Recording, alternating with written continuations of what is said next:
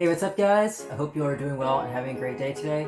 My name is Ghostbeard Games and welcome to today's video. So I know I said in my last video where I broke down the different lightning cards in Wilderness that I thought had the most potential, that in this video I'd be doing a deck tech where I brought all those cards together. But then I happened to tune into the Casters Cup tournament on Twitch this past weekend, and holy shit, we got some spicy spoilers revealed for MetaZoo's next set, UFO, that's going to be coming out this summer. Now, if you haven't been keeping up, UFO is, as you can probably guess, going to be based around like cosmic beasties, like aliens, planets, I don't know, all that kind of good, like outer space stuff. And during the tournament this past weekend, there were 5 cards that were revealed that I was just really excited to see. So even though that Lightning Deck Tech video is still going to be coming out, I just wanted to put that one on pause to break these cards down because we got some pretty interesting reveals. Now, before we get into today's video, I just wanted to say that if you're interested in helping support my work, and you'd also like to pick up any of the cards that I covered today, or basically cards from any trading card game out there, I am sponsored through Channel Fireball. All you have to do is enter my code GHOSTBEAR at checkout. There is no extra cost to you. I basically just receive a small percentage of that sale. And speaking of Channel Fireball, I also publish MetaZoo articles through them on a bi-weekly basis, just talking about individual cards, card combos, all that good, stuff that doesn't always make it into my videos. If you're interested in checking out any of those, I'll be sure to publish a link in the description where you can feel free to click them and it'll take you right to my page and you can see all of them listed. And if you're interested in keeping up with notifications for whenever a new article goes live or a new video gets posted here on YouTube, I'll also be sure to post a link to my Instagram, which is basically the best spot to keep up with any of my MetaZoo content whenever I post it. Now, with all that being said, let's get into today's video. Also, huge shout out to Streamy Weenie for providing the screenshots of the spoilers we're about to get into. The first card we're going to get into is Token Corrosion. This is a neutral type spell that costs 3 aura, can be contracted at any time, and reads, destroy all token pages that entered the arena this turn. There's not too much to really say about this card aside from the obvious that it's the perfect counter for token decks, especially that line about being able to contract it at any time. While useful, this is definitely more of a side deck card though, and not really one I could see anyone main decking. Next up is an adorable little fungi named Forest Elemental. This is one that I'm particularly excited for, as I think that it potentially fills a gap that forest decks have been missing, but I'll get into that in just a moment. For starters, this little fella costs only 2 forest aura, and has just 5 life points to keep it going in the arena. I really wish that it had at least 25 life points to give it a little more protection from spells or other forms of damage, especially because part of its arena effect keeps it from gaining life points. But I understand there has to be balance somewhere, and it does have the spirit trait to protect it from attacking beasties, so there's at least something to help it out. Speaking of the spirit trait, this is actually the first forest beastie to feature it, and it actually ties into what I was saying earlier about how Forest Elemental may have what it takes to make up for one of Forest's weaknesses. One of the main issues I've run into playing Forest is a lack of built-in protection in the form of traits, or some kind of damage-reducing effect. This doesn't really matter for the go-wide deck that most are familiar with that features the fearsome critters, because they're so cheap that you can easily populate the board early in the game, and just as easily repopulate if they all get taken out. But for the slower mid-range builds like Sasquatch Stampede, that I featured in a previous video, unfortunately because of the cost of those beasties, it takes a little bit longer to build up a solid board state to reach a high enough tribal boost to take that win. And without any traits to protect these beasties while they wait for the rest of their comrades to join the front lines, they're basically just sitting targets that get easily picked off, especially by lightning. In my current Sasquatch Stampede build, they've been depending on Smoky Spirits, a potion that can be contracted at any time and stops combat, along with Ohio Grassman, who can create nest tokens that prevent all Sasquatch beasties from being attacked. While these pages do work well for protection, it's far more beneficial when beasties have their own built-in protection that doesn't need to be activated or depend on another page, such as the spirit trait on this little guy. Now, I do want to say that I don't think Forest Elemental is like the ultimate problem solver to this issue, as its arena effect only prevents your beasties from being inflicted with status effects from opposing beasties. It doesn't do anything to reduce damage or stop combat. However, being able to prevent status effects is definitely a nice step, especially since it's automatic and not a power or attack that would require waiting a turn or lightning in a bottle to activate.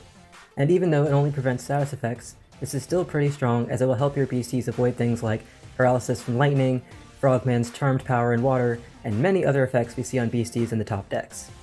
On top of that, you can also use this little guy to generate 1 forest aura, for if mushrooms are within eyesight, Forest Elemental gains Convert, which is a trait that allows it to be fatigued for aura. I believe the line about mushrooms in eyesight may already be activated by the mushrooms on the card, but someone let me know for sure below. Lastly, before moving on, we have to cover Forest Elemental's attack Accidental Spores, which deals 10 base damage, 20 damage with Forest Terra in play, and deals 1 poison counter. The way poison works is that at the end of each turn, the beastie or caster that's inflicted loses 10 life points times the number of poison counters they have. Poison counters don't start being removed until the beginning of the 3rd turn, so technically this little guy can do like 40 damage altogether, which isn't too shabby considering everything else it can do. Next is a card I'm especially excited about as a Cosmic player, Supernatural Black Hole. For 5 Cosmic Aura, you can contract this spell which reads, place this spell and each non-aura page in the arena into their respective afterlives. Yep, you read that correctly, Cosmic is officially getting a board wipe. Up until now, we've had board wipes for Water in the form of Flood the Earth, Light in the form of Righteous Reckoning, and Dark in the form of Zombie Apocalypse. Cosmic does have some strong removal spells in the form of Transfiguration and Abduction, but the spells are spot removal that only target individual beasties. Now we officially have one that can wipe out an entire board, and unlike the board wipes you've seen before, this spell actually takes out everything except for aura pages. This is what makes this card potentially far more powerful than its board wipe predecessors. Flood the Earth didn't target water beasties or beasties with the flight trait.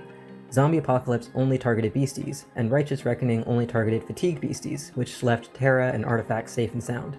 But not Supernatural Black Hole, because just like the real thing, this spell wipes out everything, except aura, and dumps those pages into the afterlife, which can really mess with decks depending on having access to their limbo or cemetery. Luckily for all the other types of MetaZoo, Cosmic players can only have one of these in their spellbooks, but honestly you probably only need one if timed correctly. A lot of people are speculating that Cosmic is one of the up-and-coming decks in the competitive scene. And while I don't think this card fits into the current go-wide strategy featuring atmospheric jellyfish and lizard people, I do see some potential in Cosmic control, so who knows? Speaking of Cosmic control, this next beastie may have some potential in that type of deck, Black Knight Satellite.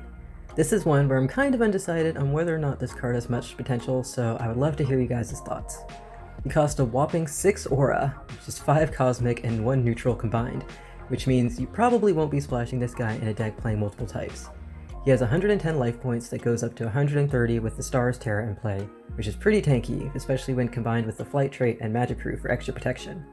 If you're unfamiliar, the Flight trait protects him from being targeted by attacks from beasties without flight, while Magic Proof will protect him from being targeted by spells. When contracted, he has the effect, reveal 3 pages from the top of target opposing caster's spellbook. Discard one of the revealed pages. Place the remaining revealed pages on top of their spellbook in any order. This ability ties into what I was saying earlier about seeing this card having potential in a control style deck. As you can probably guess by the name, these decks have a win condition that focuses on controlling the board and their opponent. The issue that I have with this ability is that I feel that it might come too late in the game just because of how high of a contract cost Black Knight Satellite has. This kind of ability would typically be better earlier in the game just because by turn 6, your opponent may have gotten so far ahead that discarding one of their cards and rearranging a couple may not really matter. That being said though, the ability to see the next 2 cards your opponent is drawing, combined with being able to affect which ones they draw, is a very strong ability that can definitely help in the late game, which is typically when control decks go off anyways, so the high aura cost may not be as much of a downside. Especially when we have cards like Dark Watchers to help you make your aura drops each turn while stacking your deck. I do wish though that he at least had the Fleet trait, so that way Black Knight Satellite could come out swinging with his kinetic bombardment attack the moment he hits the battlefield. Because if he did have Fleet, this attack would rival the strength we see coming from Quetzalcoatlus, as it deals 90 damage total with Meteor Shower Terra in play. What's especially strong about this attack is its ability to target beasties with the Burrow trait that have burrowed. See, typically the Burrow trait allows a beastie to avoid being targeted by everything except potions, effects, and beasties with Burrow themselves. Except, however, Black Knight Satellite's attack. On top of that, if it's targeting a burrowed beastie that happens to be an Earth type, that beastie takes an additional 20 damage because of the Earth type symbol located next to the attack. Whenever you see something like this on a card, it means that that particular attack deals an additional 20 damage against that type. If you haven't been able to tell by now, this guy really hates Earth. And while Earth decks aren't particularly popular in the meta right now, because of how much Lightning was dominating at the recent Casters Cup tournament, there have been talks of trying to build a strong counter in Earth since Earth is Lightning's weakness. Next up is a Dark Artifact, Reaper's Scythe. For 1 Dark Aura, you can contract this 60 life point artifact that has 2 powers. The first one, Reap, reads, send the top page of your spellbook to your cemetery. Generate 1 Dark Aura. The second power, Sow, reads, place a dark spell with 2 or less aura costs from your cemetery into your chapter. Then destroy this artifact. For starters, I love the overall flavor of these powers, as they take after the saying, reap what you sow. This is a great card for Dark, as it now gives Dark an ability to ramp outside of aura pages and aura facts. On top of that, it also fills Dark's Cemetery, which can act as almost a second hand for Dark, which is exactly what the second power ties into. Although on the surface, it may seem like a high cost to randomly discard from your spellbook, just like this artifact, Dark has ways of getting these pages back, like with the spell card Crossroads, which, by the way, is one of the spells you'd be able to bring back with Reaper's Scythe because of its aura cost. You can have up to 4 of these cards in your deck, so if you go with all 4, you're almost guaranteed to pull it early game, which ties in perfectly with its cheap aura cost that lets you play it turn 1 so you can start ramping. And thanks to those 60 life points, you don't have to worry about it getting taken out early on, as 60 will give it plenty of protection from your opponent. The last card we're going to get into is one of the special Terra I hinted at in my Forest review video. If you're new to MetaZoo, Wilderness released the first set of Terra called Special Terra that have built-in effects that apply to both players.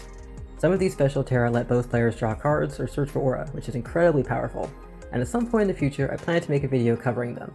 In the meantime though, we can go over this one, which is called Area 51, aka Desert. Unlike normal Terra, where you can have as many as you'd like in your deck, with Special Terra you can only have up to 2, which makes sense considering the powerful abilities some of these cards have. In fact, I'm kind of surprised some of them aren't limited to only 1 copy per deck, but I'm assuming it's probably because these abilities don't stack when there's multiple on the field. With Area 51, its effect is that the first beastie that enters the arena each turn is inflicted with Confusion, unless its owner pays 1 aura of any type. If you're unfamiliar, Confusion is a status effect that can only affect beasties. When affected, the beastie's controller must flip a coin whenever it declares an attack. If heads, the attack occurs as normal and the Confusion indicator remains, which makes Confusion really powerful. If tails, the beastie deals that base attack damage to itself, and then the Confusion indicator is removed. This is one of those special Terras that is a double-edged sword, as it obviously can stall your opponent by forcing them to use their aura, or have their beasties potentially attack themselves, but it can also do the same to you as well. I would definitely not put this into a deck trying to go wide and aggressive with beasties, as it will obviously slow you down as you try to outrace your opponent. I think this Terra would work best in a control style build where you're not using too many beasties and are mainly focused on trying to ramp up a lot of aura for a big play using spells, like in the Torrential River deck that's currently starting to see more and more play. Hey guys, Editing Ghost Bear here.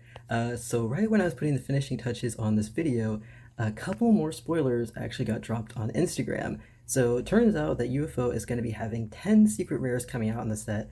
Typically, MetaZoo has been putting out 1 secret rare per set, even 2nd edition also got 1 too. But in this case, looks like we're going to be getting 10 new cards that are all secret rares. So I happened to notice that a couple of them got posted on Instagram, and so I figured instead of like saving them for another video or just not mentioning them at all, I would just throw them into the end of this one. So let's get into those starting now. First up is Foo Fighters.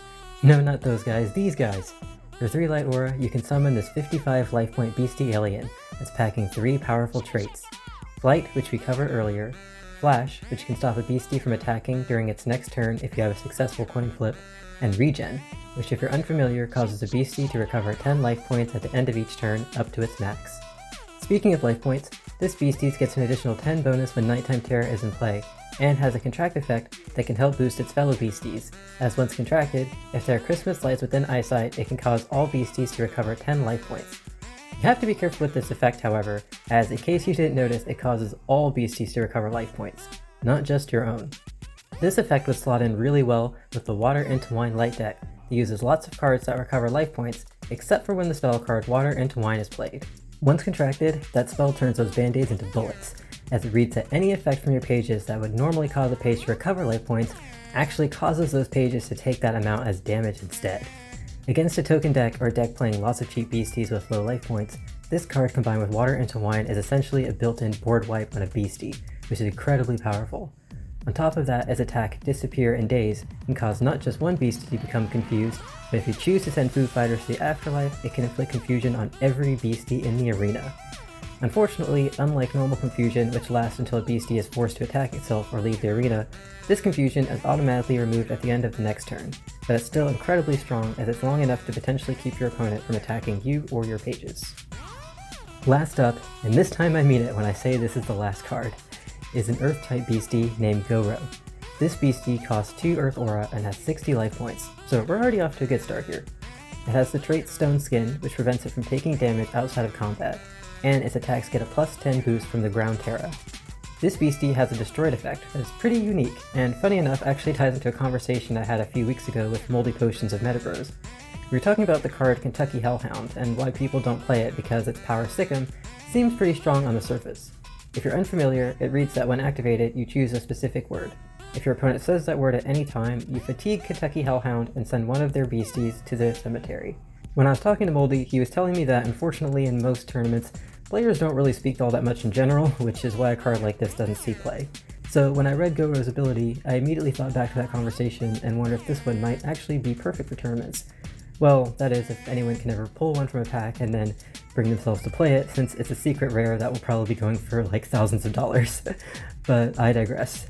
Goro's destroyed effect reads that you may only use this effect if you did not speak this turn. If this is the first time this beastie is destroyed this turn, you may place it into the arena with 20 maximum life points. In summary, this guy will be hard to remove, because as long as whoever's casting it doesn't speak, they can essentially keep bringing them back. To take it out, you'll either have to kill it twice in one turn, force your opponent to talk, or use a card like Abduction, which beams it up and drops it on a Terra, where it can't attack or defend. Speaking of attacking, let's get into Goro's Frenzied Attack, which has an effect reminiscent of Jersey Devil. It does 30 damage, which is pretty good, you know, nothing too crazy, but also not terrible. But its effect on the other hand is one I can't really say I'm too much of a fan of. It reads that if this attack damages a caster, that caster may yell out in pain, and if they do so, this beastie loses Stone Skin until the end of the next turn.